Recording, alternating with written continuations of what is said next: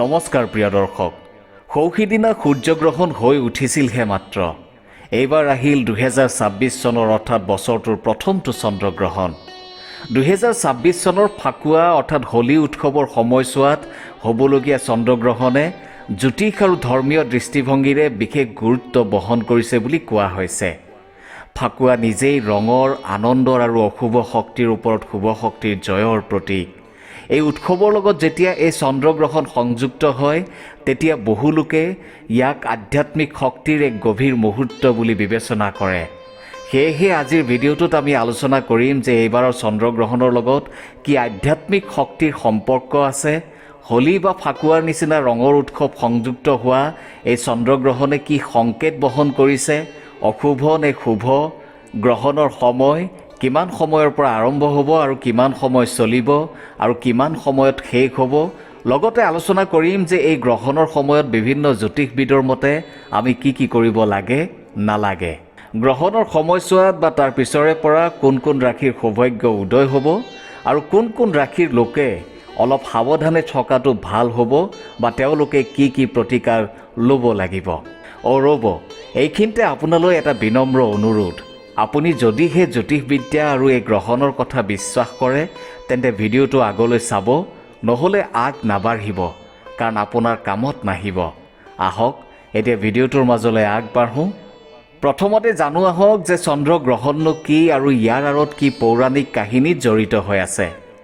চন্দ্ৰগ্ৰহণ তেতিয়া ঘটে যেতিয়া পৃথিৱীয়ে সূৰ্য আৰু চন্দ্ৰৰ মাজত আহি চন্দ্ৰক ঢাকি দিয়ে। ইয়াৰ ফলত পৃথিৱীৰ ছাঁ চন্দ্ৰৰ ওপৰত পৰে আৰু চন্দ্ৰ কেতিয়াবা আংশিক বা সম্পূৰ্ণভাৱে আঁতৰাই দিয়া যেন দেখা যায়। জ্যোতিষ শাস্ত্ৰ অনুসাৰে চন্দ্ৰ মন, আৱেগ, চিন্তা আৰু মানসিক অৱস্থাৰ প্ৰতীক। সেয়েহে চন্দ্ৰগ্ৰহণৰ সময়ত মানুহৰ মন, মানসিকতা আৰু সিদ্ধান্ত গ্ৰহণৰ ক্ষমতাৰ ওপৰত বিশেষ প্ৰভাৱ পৰে বুলি বিশ্বাস কৰা হয়। এতিয়া জানো আহক যে ফাকুৱাৰ পূৰ্ণিমা আৰু ৰাহু কেতুৰ চিৰন্তন কাহিনী ভাগনো কি। ফাগুন মাহৰ পূৰ্ণিমাৰ নিশা চাৰিওফালে ৰঙৰ উল্লাস। গাঁও, নগৰ, চহৰ আদি সকলোতে এক ৰঙৰ ধ্বনি। আকাশত উজ্জ্বল পূৰ্ণ চন্দ্ৰ, শান্ত, শুভ্ৰ, মনোমোহা। কিন্তু এই পবিত্ৰ ৰাতিটোত আকাশৰ অন্তৰালত আৰম্ভ হয় এক অদৃশ্য লীলা, ৰাহু আৰু কেতুৰ চিৰন্তন অনুসৰণ। সমুদ্ৰ মন্থনৰ অলৌকিক ঘটনা। হিন্দু পৌৰাণিক কাহিনী অনুসাৰে যেতিয়া দেৱতা আৰু অসুৰে একেলগে সমুদ্ৰ মন্থন কৰিছিল তেতিয়া অমৃত লাভ হৈছিল। সেই অমৃত পান কৰিলে অমৰত্ব লাভ কৰা যায়। ভগৱান বিষ্ণুৱে মোহিনীৰ ৰূপ লৈ সেই অমৃত দেৱতাসকলৰ মাজত বিতৰণ কৰিছিল। কিন্তু এজন চতুৰ অসুৰ, নাম যাৰ চৰভানু, তেওঁ গোপনে দেৱতাৰ মাজত বহি অমৃত পান কৰিলে। তেওঁৰ মতে সমুদ্ৰ মন্থনত উৎপন্ন হোৱা অমৃত কেৱল দেৱতাৰ বাবে কিয়, অসুৰেও তাৰ ভাগ পাব লাগে। সূৰ্য আৰু চন্দ্ৰই চৰভানুৰ এই কাৰ্য চিনাক্ত কৰি ভগৱান বিষ্ণুক অৱগত কৰিলে। তৎক্ষণাৎ বিষ্ণুৱে সুদৰ্শন চক্ৰেৰে তাৰ মূৰটো কাটি পেলালে। কিন্তু অমৃতৰ স্পৰ্শ হোৱাৰ বাবে সেই অসুৰজনৰ মৃত্যু নহ'ল। তাৰ মূৰ অংশ হৈ পৰিল ৰাহু আৰু দেহাংশ হৈ পৰিল কেতু। সেইদিনাৰ পৰাই ৰাহু আৰু কেতুৱে সূৰ্য আৰু চন্দ্ৰক অনুসৰণ কৰি প্ৰতিশোধ ল'বলৈ চেষ্টা কৰে। যেতিয়াই তেওঁলোকে সূৰ্য বা চন্দ্ৰক ধৰে তেতিয়াই ঘটে গ্ৰহণ নামৰ ঘটনাটো। সাধাৰণতে ফাকুৱাৰ দিনা যেতিয়া মানুহে হোলিকা দহন কৰে অৰ্থাৎ পুৰণি দুখ জ্বলাই পেলায়, তেতিয়া আকাশতো যেন এক প্ৰতীকীৰ দহন ঘটে।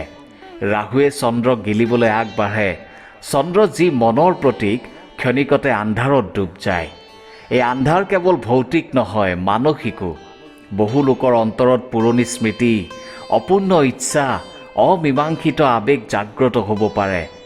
যেন ৰাহু কেৱল চন্দ্ৰকেই নহয়, আমাৰ মনৰ অন্ধকাৰ অংশকো স্পৰ্শ কৰে। এতিয়া জানো আহক যে জ্যোতিষবিদৰ মতে এই গ্ৰহণৰ সময়ত কোন ৰাশিৰ লোকে শুভ ফল লাভ কৰিব বা কোন ৰাশি সৌভাগ্যশালী হৈ উঠিব আৰু কোন ৰাশিৰ লোকে অলপ সাৱধান হৈ থাকিব লাগিব, লগতে তেওঁলোকে কি প্ৰতিকাৰ ল'ব লাগিব। মেষ ৰাশি। এই গ্ৰহণে আপোনাৰ অন্তৰ্জগতত এক নতুন শক্তিৰ সৃষ্টি কৰিব পাৰে। দীৰ্ঘদিন ধৰি ৰৈ থকা কামবোৰ হঠাৎ গতি লাভ কৰিব পাৰে। কৰ্মক্ষেত্ৰত নেতৃত্বৰ সুযোগ পাব পাৰে, কিন্তু অহংকাৰ ত্যাগ কৰিব লাগিব। এই সময়ত আত্মবিশ্বাসে আপোনাক উচ্চতালৈ লৈ যাব, কিন্তু অধৈৰ্যতাই ক্ষতি কৰিব পাৰে। কপাল ফুলিব, বিশেষকৈ পেছাগত ক্ষেত্ৰত। বৃষ ৰাশি পাৰিবাৰিক শান্তি আৰু সম্পত্তি সম্পৰ্কীয় বিষয়ত শুভ সংকেত বহন কৰিব। পুৰণি বিতৰ্ক নাইকিয়া হ'ব পাৰে। এই গ্ৰহণে আপোনাক শিকাব যে স্থিৰতাই শক্তি, আৰ্থিক লাভ আৰু মানসিক স্থিৰতা বৃদ্ধি পাব। মিথুন ৰাশি আপোনাৰ চিন্তা শক্তি তীব্ৰ হ'ব। নতুন ধাৰণা, নতুন যোগাযোগ, নতুন সুযোগ আহিব পাৰে। কিন্তু একে সময়তে মন অস্থিৰো হ'ব পাৰে। কোনো সিদ্ধান্ত লোৱাৰ আগতে দুবাৰ ভাবক। ফলাফল আপোনাৰ মিশ্ৰিত। বুদ্ধিৰে আগবাঢ়িলে লাভ নিশ্চয় হ'ব। কৰ্কট ৰাশি চন্দ্ৰ আপোনাৰ অধিপতি গ্ৰহ। সেয়েহে এই গ্ৰহণে আপোনাক গভীৰভাৱে প্ৰভাৱিত কৰিব পাৰে। আৱেগিক উঠা-নমা, পাৰিবাৰিক চিন্তা, মানসিক অশান্তি বৃদ্ধি পাব পাৰে। সাৱধানতা, ডাঙৰ সিদ্ধান্ত নোলোৱাই ভাল। প্ৰতিকাৰ, ধ্যান, জপ আৰু প্ৰাৰ্থনাত মন দিয়ক। সিংহ ৰাশি সমাজত আপোনাৰ প্ৰতিপত্তি বৃদ্ধি পাব পাৰে। নেতৃত্বৰ ক্ষেত্ৰত নতুন দায়িত্ব আহিব পাৰে। কিন্তু অহংকাৰৰ ওপৰত নিয়ন্ত্ৰণ ৰখা প্ৰয়োজন। ফলাফল আপোনাৰ কপাল ফুলিব। সন্মান আৰু খ্যাতি বৃদ্ধি পাব। কন্যা ৰাশি স্বাস্থ্যৰ ওপৰত গুৰুত্ব দিয়ক। পেট, স্নায়ু বা নিদ্ৰাৰ সমস্যা দেখা দিব পাৰে। অতি পৰিকল্পনা এৰিব লাগিব। মন শান্ত ৰাখিবলৈ যোগ, ধ্যান কৰক। ফলাফল এয়া আপোনাৰ সাৱধানতাৰ সময়। প্ৰতিকাৰ, ধ্যান। তুলা ৰাশি সম্পৰ্কত ভুল বুজাবুজি হ'ব পাৰে। দাম্পত্য জীৱনত ধৈৰ্য প্ৰয়োজন। কথা কোৱাৰ আগতে বহুবাৰ চিন্তা কৰক। ফলাফল আৱেগ নিয়ন্ত্ৰণ কৰিব পাৰিলেই সমস্যা নাথাকিব। প্ৰতিকাৰ, ধ্যান। বৃশ্চিক ৰাশি কৰ্মক্ষেত্ৰত মতানৈক্যৰ সম্ভাৱনা আছে। সহকৰ্মীৰ সৈতে সংঘাত হ'ব পাৰে। গোপন কথা প্ৰকাশ নকৰাই ভাল। ফলাফল সাৱধানতাৰ সময়, বিশেষকৈ পেছাগত জীৱনত। প্ৰতিকাৰ, ধ্যান আৰু গোপনীয়তা ৰক্ষা কৰক। ধনু ৰাশি বিদেশ, উচ্চ শিক্ষা, আধ্যাত্মিকতা আৰু ভ্ৰমণৰ ক্ষেত্ৰত শুভ ফল। জীৱনৰ লক্ষ্য স্পষ্ট হ'ব পাৰে। ফলাফল কপাল ফুলিব আপোনাৰ, বিশেষকৈ শিক্ষাৰ্থীসকলৰ বাবে। মকৰ ৰাশি আৰ্থিক পৰিকল্পনাত সফলতা আহিব পাৰে। কিন্তু অপ্ৰয়োজনীয় খৰচ ত্যাগ কৰিব লাগিব। পৰিয়ালত গুৰুত্বপূৰ্ণ আলোচনা হ'ব পাৰে। ফলাফল আপোনাৰ মিশ্ৰিত, কিন্তু ধৈৰ্য থাকিলে লাভ। প্ৰতিকাৰ, মানসিক শান্তি আৰু ধৈৰ্যৰ বাবে পুৱা গধূলি ধ্যান কৰক। কুম্ভ ৰাশি ব্যয় বৃদ্ধি, মানসিক দ্বিধা আৰু আত্মবিশ্বাস হ্ৰাস পোৱাৰ সম্ভাৱনা। কিন্তু ই আপোনাক নতুন আত্মবিশ্লেষণৰ পথ দেখুৱাব। ফলাফল সাৱধানতা অৱলম্বন কৰক।